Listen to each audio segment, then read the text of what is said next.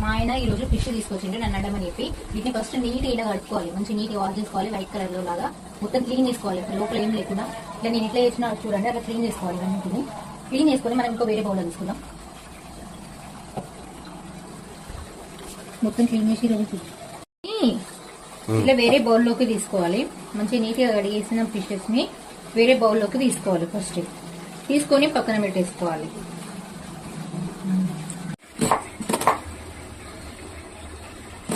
ఈ ఆనియన్స్ ని ఫస్ట్ ఇట్లా కట్ చేసుకొని వీటిని మిక్సీ చేయాలి. అందుకని చెప్పి నేను కట్ చేస్తున్నా. వీటన్నిటిని మిక్సీలోకి తీసుకోవాలి. మిక్సీలోకి తీసుకొని పేస్ట్ చేయాలి. ఆనియన్ పేస్ట్ చేసి తర్వాత దీన్ని ఫిష్ కర్రీ అనుకుంటే బాగుంటుంది. ఇప్పుడు స్టవ్ అనేసి ముగ్గురు పెట్టి దానిలో మనం సరిపడా ఒక 3 టేబుల్ స్పూన్స్ ఆయిల్ వేయాలి. ఇప్పుడు ఆనియన్ పేస్ట్ ఉంది కదా, మనం ఆనియన్ పేస్ట్ పెట్టినాం, అది ఇందులో వేసి కొంచెం కరివేపాకు. ఆయిల్ వేడైన తర్వాత కొంచెం కరివేపాకు వేసుకోవాలి. ఫస్ట్ కరివేపాకు తర్వాత దీంట్లోనే మనం కొంచెం పుదీనా కూడా వేస్తున్నాం. నేను డైరెక్ట్ స్టార్టింగ్ లోనే పుదీనా వేస్తున్నా. ఇప్పుడు ఆనియన్ పేస్ట్ వేయాలి.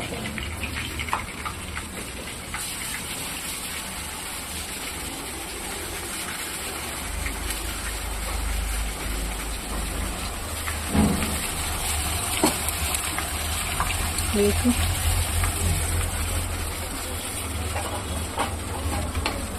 దీన్ని బాగా కలపాలండి. దీన్ని ఇలా మనం అన్ని మిక్స్ అయ్యేలాగా కలుపుకోవాలి. దీనిలో ఒక 1 టేబుల్ స్పూన్ సాల్ట్ వేసుకోవాలి.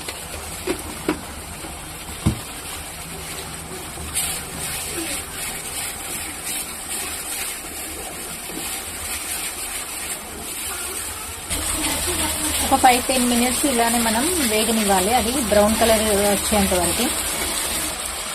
ఇందులో ఒక్కొక్కటిగా మనం ఫిష్ పీస్లు వేసేసుకోవడం. ఇంకా ఇప్పుడు మొత్తం ఫిష్ పీస్లు అందులో వేసేసాను. ముక్కలు చిరిగిపోకుండా మెల్లిమెల్లిగా ఒకసారి అట్లా కలపాలి. 1 టేబుల్ స్పూన్ పసుపు వేసుకోవాలి.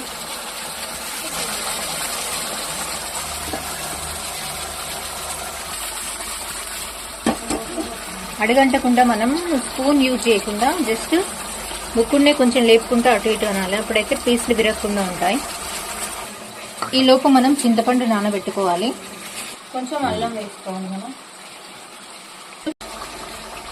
అందులో 2 టేబుల్ స్పూన్స్ కారం వేసుకోవాలి. 1 టేబుల్ స్పూన్ ధనియాల పొడి వేసుకోవాలి.